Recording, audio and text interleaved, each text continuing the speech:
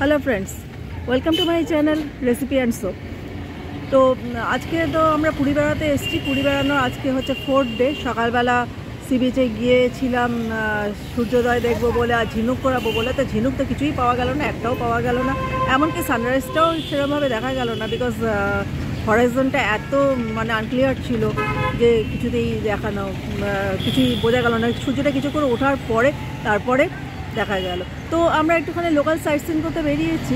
এটা হচ্ছে জাপানি, বললো জাপানি টেম্পল, একটা সোমনাথ টেম্পল না কি একটা বললো, জাপানি, মোটামুটি জাপানি কোলাবোরেশনে তৈরি আর কি।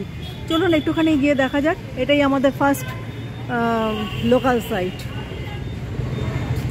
দুই পাশে কেয়ারি করা আছে, আমরা অটো করে বেরিয়েছি। এটাই আমাদের প্রথম দেখাতে নিয়ে আসলো। এই হচ্ছে জাপানের উপরে একটা ডিজাইন করা রয়েছে। ডিজাইনটার কোনো মানে অবশ্যই আমি বুঝতে পারছি না। যাই হোক, চারপাশে চারটে সুন্দর সুন্দর বড় বড় ঘন্টা লাগানো আছে।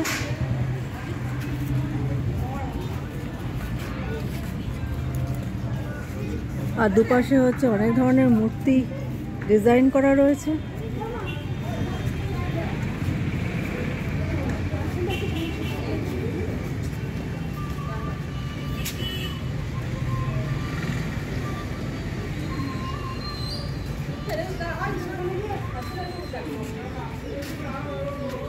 এখানে হনুমানজির মূর্তিও আছে, ব্রহ্মার আছে, তারপরে গণেশ আছে, বিষ্ণু আছে,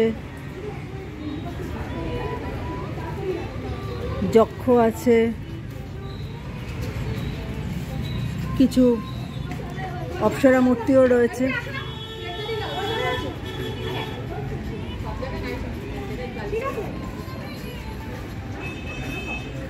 এখানে রয়েছে ভগবান বুদ্ধের একটা বেশ বড় মূর্তি। জাপানিরা তো মেইনলি বৌদ্ধ, ফলে ওখানে ওদের মন্দিরগুলোতে তো বৌদ্ধ মূর্তিরই ছড়াছড়ি থাকবে, বেশি মানে প্রাধান্য পাবে। দূরে রয়েছে শ্রীকৃষ্ণের একটা মূর্তি।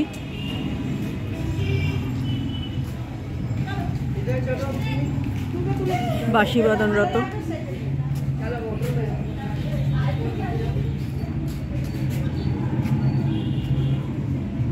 এখানে রয়েছে শিব এবং নন্দী ভিঙ্গিদের কিছু মূর্তি। শিবলিঙ্গ।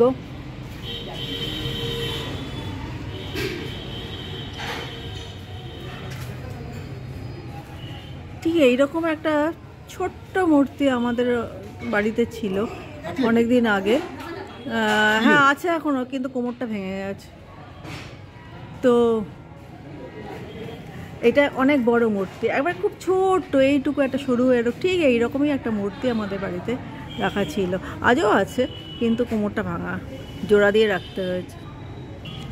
এখানে রয়েছেন বুদ্ধ এবং তার অনুগামী কিছু সন্ন্যাসীদের মূর্তি।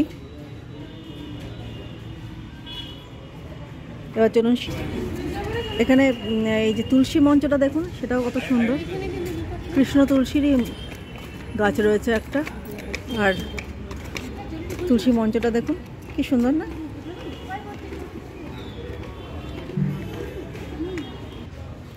নিচেও রয়েছে বেশ কিছু ছোট ছোট মূর্তি, গণেশের মূর্তিও রয়েছে, শিবলিঙ্গ রয়েছে, আরও অনেক দেবতার মূর্তি রয়েছে। তবে প্রধানত মনে হচ্ছে এগুলো বিক্রির উদ্দেশ্যেই রাখা সম্ভবত। সিঁড়ির দুপাশে রয়েছে সিংহের দুটো মূর্তি। কিছু দেখতে পেলে ভেতরে? কত রকমের ঘন্টা দেখতে পাচ্ছি আমি ভেতরে রয়েছে।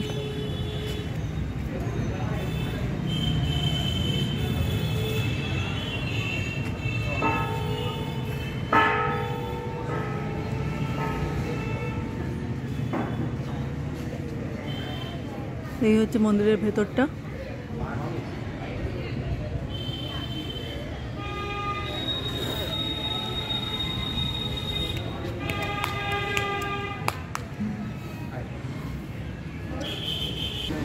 এখানে দেখুন কারিগরেরা এসে মূর্তিগুলো তৈরি করছে।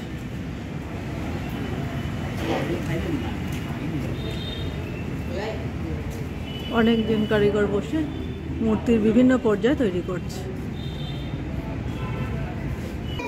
এখানে রয়েছেন শায়িত বুদ্ধ।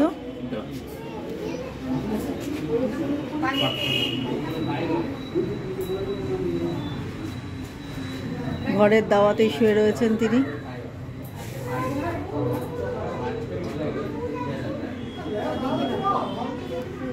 আর পায়ের কাছে রয়েছে বুদ্ধের আবক্ষ একটি মূর্তি, হলুদ রং করা। পাথরটাই মনে হয় হলুদ, পাথরটাই মনে হচ্ছে হলুদ।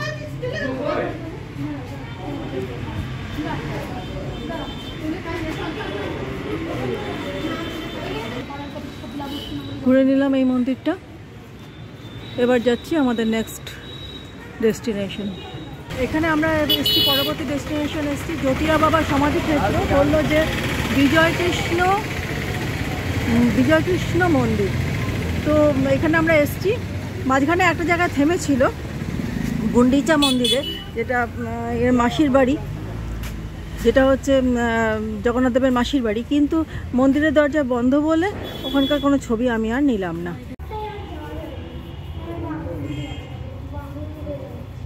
কি আছে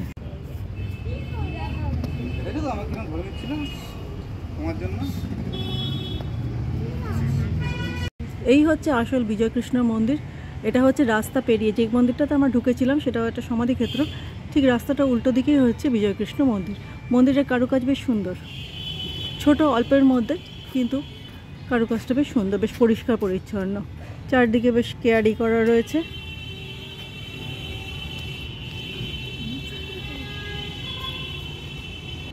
মন্দিরের ভেতরটা এইরকম, বড় একটা নন্দীর মূর্তি রয়েছে, কিন্তু দরজা একটা বড় তালা, সেই কারণে মূর্তি আর দর্শন করতে পারলাম না। এটি হচ্ছে পিসির বাড়ি, জগন্নাথ দেবের পিসির বাড়ি। এইখানটা লাগোয়া এই লেকটা দেখুন, লেকটা খুব সুন্দর, পরিষ্কার ঝকঝকে জল, আর চারদিকটা বাঁধানো, খুব সুন্দর লাগছে এই রকম ধরনের বাঁধানো। এইখানটা রয়েছে ঘাট। এইখানে হচ্ছে ঢোকার দরজা, গেটটা। মন্দির এখন সব জায়গাতেই বন্ধ হয়ে গেছে, ফলে ভেতরে ঢুকে আর লাভ নেই। দূরে দেখা যাচ্ছে একটা মন্দির সাদা রঙের, সেটা যে কিসের মন্দির ঠিক জানি না, তবে মন্দিরটা দেখাচ্ছে বড় সুন্দর, তাই না? লেকটার সামনে, লেকটা কেমন বেশি উদয়পুর লাগছে দেখতে। বিশেষ কিছু ঘোরা হলো না, হ্যাঁ এখনই যাচ্ছি। বিশেষ কিছু ঘোরা হলো না, ওই সব মন্দিরগুলো, হ্যাঁ শোন আমার কাছে আছে, মোটামুটি 3-4টে পয়েন্ট দুটো 3টে পয়েন্ট ঘুরলাম। এত বেলা হয়ে গেছে, সব মন্দিরগুলো বন্ধ হয়ে গেছে, ফলে আবার হোটেলেই ফিরে আসলাম। সকালবেলা আজকের মতন এইটুকুই।